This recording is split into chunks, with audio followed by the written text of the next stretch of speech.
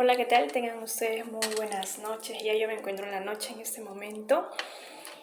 Bueno, vamos a cerrar el año 2020, un año bastante difícil, pero gracias a Dios hemos podido estar bien dentro de mi familia en sí. Espero de todo corazón que lo mismo haya sucedido en tu hogar. Y bueno, es una enseñanza que nos ha dejado este año y a seguir teniendo las mejores expectativas, esperanzas de un año mejor.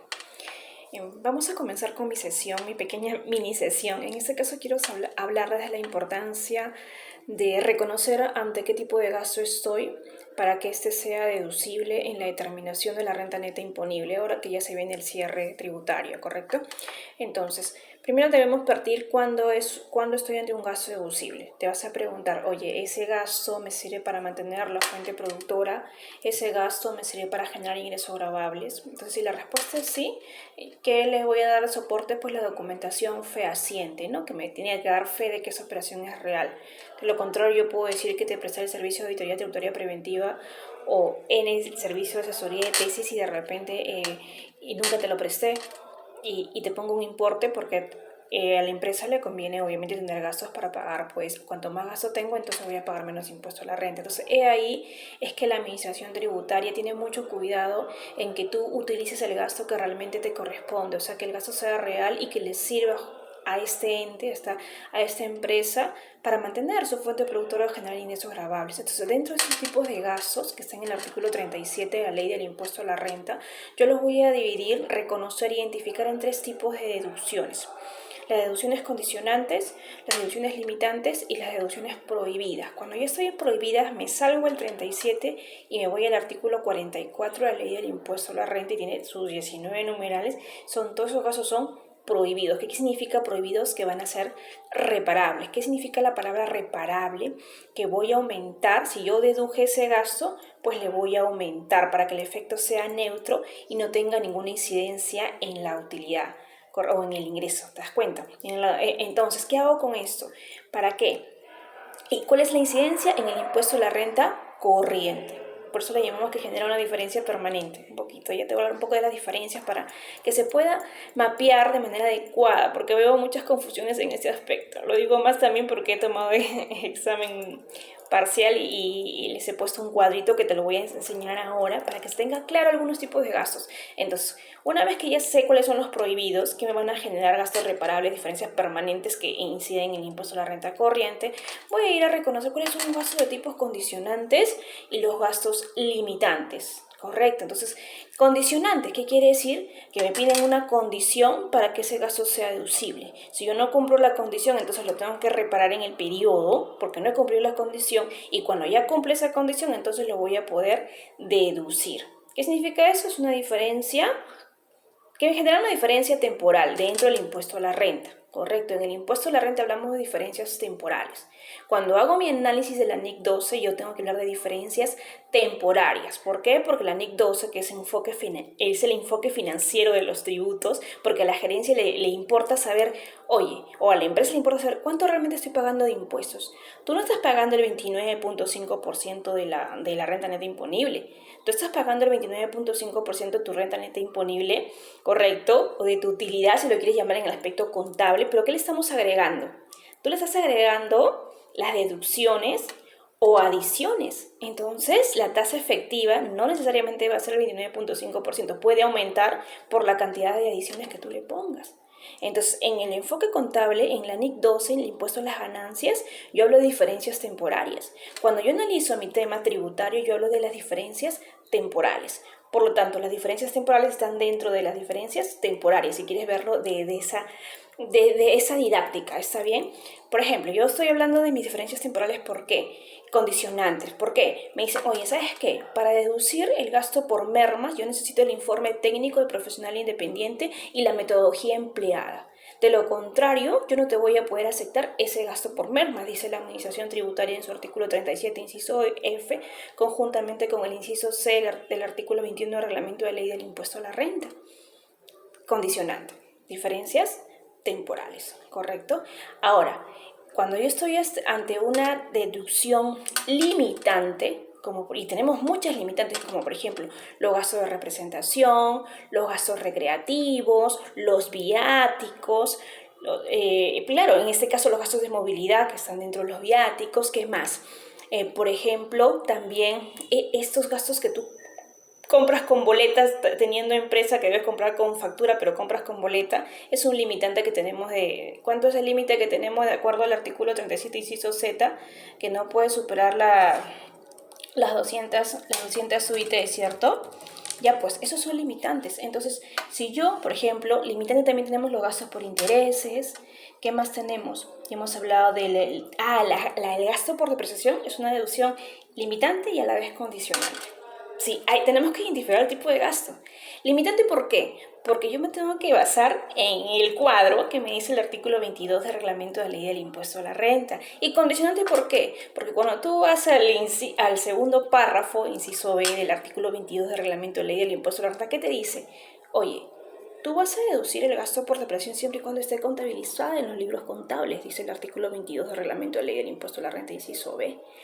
Pocas veces el impuesto a la renta te condiciona a una contabilización, por si acaso, por no decir rara vez. Esa es una de esas raras veces que no debemos dejar pasar, ¿ya? Y cuando yo hablo de depreciación, por ahí te comento, siempre lo señalo, tú tienes que revisar desde el artículo 38 hasta el artículo 43 de la ley del impuesto a la renta, ¿correcto? Todo tema de depreciación. Ahora, sanciones del sector público, multas y sanciones, por ejemplo. O sea, yo no voy a deducir una sanción o una multa. ¿Por qué? Porque está en el artículo 44 de la ley del impuesto a la renta, inciso C. Explícitamente lo dice. Por ahí también hay que cuestionar el informe 062-2020 que me dice que el despido arbitrario es un gasto deducible. Particularmente para mí, el despido arbitrario no es un gasto deducible. ¿Por qué? Porque proviene de una sanción. Estoy indemnizando, ¿qué? Por no cumplir las normas. O sea, que si yo no cumplo las normas, aplaudo y sigo incumpliendo. Entonces yo me pregunto, esa indemnización, ese gasto por indemnización, una indemnización laboral por despido arbitrario, ¿me sirve para mantener la fuente productora? ¿Me sirve para generar ingreso agradable? La respuesta es no. Entonces no es causal. Entonces no es deducible, ¿cierto? Posiciones, recordemos que los informes de la administración tributaria son consultas, son posiciones que sujetas a cambio. En un periodo pueden decir que es deducible y en otro, pasan 2 años, uno dice que no es deducible. ¿Por qué? Porque los informes no tienen rango de ley. Si me voy a mi jerarquía de normas, y si quieres verlo más específicamente, la norma 3 del texto preliminar del Código Tributario, fuentes de derecho tributario, la jerarquía, no está el informe como parte de una ley, puede ser, no está el informe, ¿acaso ese informe tiene jerarquía de ley? No, así que cuidado con lo que interpretamos, ¿correcto? Yo tengo que basarme en lo fundamental cuando quiero deducir un gasto, ¿no? Si ese gasto, vuelvo a repetirlo, ¿te sirve para mantener la fuente productora o te sirve para generar ingresos gravables? ¿Correcto? Por ejemplo, lo que le decía, el tema de los viáticos del interior del país. Los viáticos que están en el inciso R o los gastos de movilidad, el artículo 37 de la ley del impuesto a la renta, ¿es una deducción de qué tipo?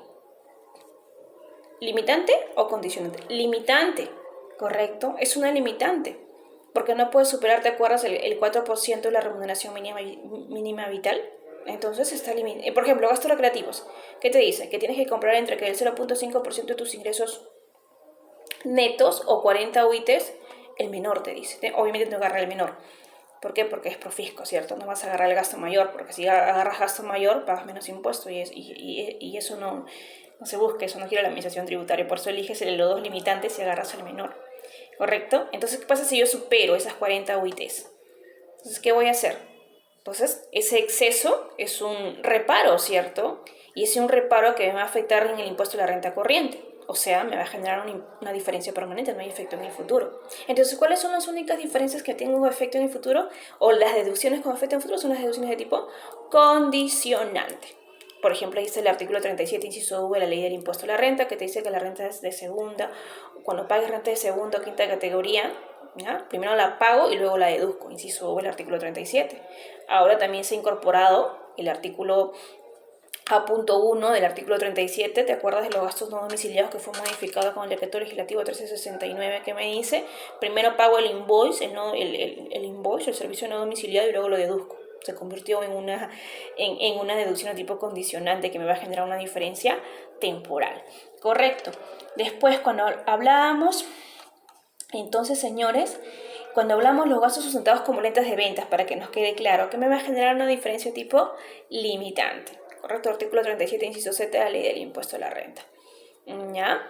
Entonces, hasta acá tengo que tener claro para qué me sirve el artículo 37 fundamental. Si tú no entiendes qué es el artículo 37, que es la causalidad de un gasto, y obviamente ahí también hay principios que debemos reconocer, como por ejemplo, un gasto tiene que ser normal, normalidad, generalidad, ¿qué más? Proporcional, ¿cierto? Y necesario. Ahora, por si acaso, por ejemplo, es cada caso en concreto. Yo puedo decir, toda la lista que tú ves en tu artículo 37 de tu ley del impuesto a la renta no es una lista taxativa, ¿ya? Porque finalmente tú sabes el principio fundamental. El gasto tiene que servirte para mantener la fuente productora, generar ingresos grabables. Las ayudas que te dan los 29 de 37 son ayuda, pero finalmente yo puedo decir, el especialista, el gestor tributario, es el que decide si es un gasto deducible o no, porque es el que conoce el giro del negocio, ¿correcto? Muy bien, señores, hasta acá ha sido nuestra sesión del año 2020. Agradezco mucho a aquellos que se han suscrito a mi canal de YouTube. CPC Sonia Miranda Ábalos, para mí fue una iniciativa que tomé. Me gusta hablar de estos temas y darles pequeños tips y pueden comentar, ¿no? ¿Qué temas les gustaría que yo pueda conversar con ustedes? No, a mí me sirve mucho, me gusta y me sirve mucho también porque voy a la par a lo que yo también enseño a mis chicos. Entonces estoy a la par y veo cuáles son las deficiencias y me gustaría que también pues tengamos claro puntos así neurálgicos. Si tú no entiendes cuándo estoy ante una diferencia de tipo temporal o temporaria, ya hemos hablado ya, cuando estoy ante una deducción de tipo condicionante, limitante o prohibida, ya, entonces artículo 37, artículo 44, ¿y por qué me sirve el artículo 57? También importante, el artículo 57 porque me dice tres cosas fundamentales, yo siempre repito esto en mis clases. Primero, te limita que el ejercicio económico es en un año, correcto. Segundo, te habla ahora, te define el devengo tributario. ¿Cuándo se devenga ante un gasto o ante un ingreso? Ya está definido el devengo tributario, ¿cierto? ¿Con qué? Se modificó con el decreto legislativo 1425. Finalmente, ya es importante el artículo 56 porque te dice, oye, las rentas de primera y tercera categoría se van a pagar, correcto, el impuesto cuando se devenguen, te dice. Y las demás rentas, o sea, estamos hablando de las rentas de segunda y las rentas de trabajo cuarta y quinta, se van a pagar este impuesto cuando se perciban. Entonces la diferencia entre el devengado y lo percibido. Cuando a mí me pagan, entonces yo tengo la obligación de pagar el impuesto. ¿Ya? Como por ejemplo, cuando yo hablo de rentas de cuarta categoría, si estás emitiendo ahorita en diciembre recibos por honorarios y no te los van a cancelar en diciembre, entonces tú vas a decir, oye, yo como trabajador independiente, yo voy a tener que pagar ese ingreso cuando me lo paguen. Y si me lo van a pagar en enero del 2021, entonces ahí yo tengo que pagar para ese ejercicio el impuesto, no en el 2020. Desde el enfoque del profesional independiente, desde el enfoque del empresario o de la empresa a quien tú prestas ese servicio, va a ser un gasto deducible en el periodo 2020. ¿Por qué? Porque los gastos ya se van a pagar el impuesto cuando se devenguen, ¿correcto? Cuando se han prestado el servicio. Si yo lo presté en diciembre, yo tengo que pagar el impuesto en diciembre. La empresa tiene que pagar el impuesto en diciembre. Pues entonces gasto ¿cuándo se realiza ese gasto? En diciembre. Entonces tiene que ser un gasto del periodo 2020 para el empleador, o sea, para el empresario. No digo empleador porque tú eres un profesional independiente, entiendo yo, ¿correcto? Pero para ti como trabajador independiente, tú tienes que pagar el impuesto por cuarta categoría de trabajador independiente, porque estás llevándote a la edad de ese honorario, al emitir un honorario, ahora son recibos electrónicos, tú tienes la capacidad contributiva, te están pagando. Al momento de pagarte, ahí nace la obligación para pagar el impuesto.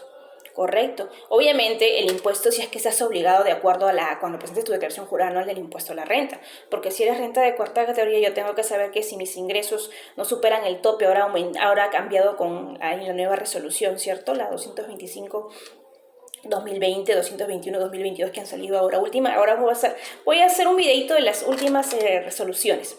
Ya delimitaron cuánto es 33.800, me parece que es en la cuarta categoría, no lo tengo el dato exacto, pero si yo sé que en el año 2021 no voy a superar el tope de 33.000, ponte ya redondeado, soles en el año, entonces yo sé que, ¿qué tengo que hacer? Presentar mi suspensión de renta de cuarta categoría, formulario 609, porque tú sabes que por el artículo 71 de la ley del impuesto a la renta, ya, los que pagan rentas de segunda o quinta categoría son agentes retenedores, se dice el artículo 71 de la ley del impuesto a la renta, ¿ya? O también en este caso quinta o cuarta, ¿correcto? Y entonces yo sé, si yo le voy a emitir un recibo a una empresa, correcto, en el cual el recibo es mayor a 1.500 soles, la empresa, ya como es un agente retenedor de acuerdo al inciso B del artículo 71 de la ley del impuesto a la renta, ojo que va a ser agente retenedor de cuarta categoría, ya siempre y cuando lleve libros contables, te dice este artículo 71 de la ley del impuesto a la renta, hay que tener en consideración ello, ya.